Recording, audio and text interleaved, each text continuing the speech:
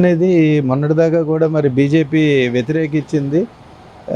తెలంగాణలో కాంగ్రెస్ పార్టీ చేసినప్పుడు కూడా కిషన్ రెడ్డి గారు వాళ్ళందరూ కూడా మేము కులగణనని వ్యతిరేకిస్తున్నామన్నారు. మరి సడన్గా ఇప్పుడు కులగణన ఎందుకు చేస్తున్నారనేది అర్థం కావట్లేదు. ఇది ఒక క్యాస్ట్ సర్వే చేసేటప్పుడు మతాల మధ్య కులాల మధ్య చిచ్చు లేకుండా పారదర్శకంగా జరగాలని కోరుకుంటున్నాం. ఎందుకంటే ఇప్పుడు ఒక పక్క మనమే కులరహిత సమాజం అని చెబుతూ మళ్ళీ కులాలుగా ఈ గణన చేయడం అనేది ఏ రకంగా జరుగుతుంది?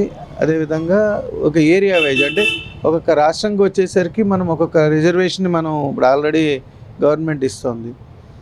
ఇటువంటి రిజర్వేషన్స్ దగ్గరికి వచ్చేసరికి ఒక క్యాస్ట్ ఒక రాష్ట్రంలో ఓసీ కింద ఉంటుంది, ఒక్కొక్క రాష్ట్రంలో అదే ఎస్సీ కింద బీసీ కింద మాడిఫై అవుతుంది.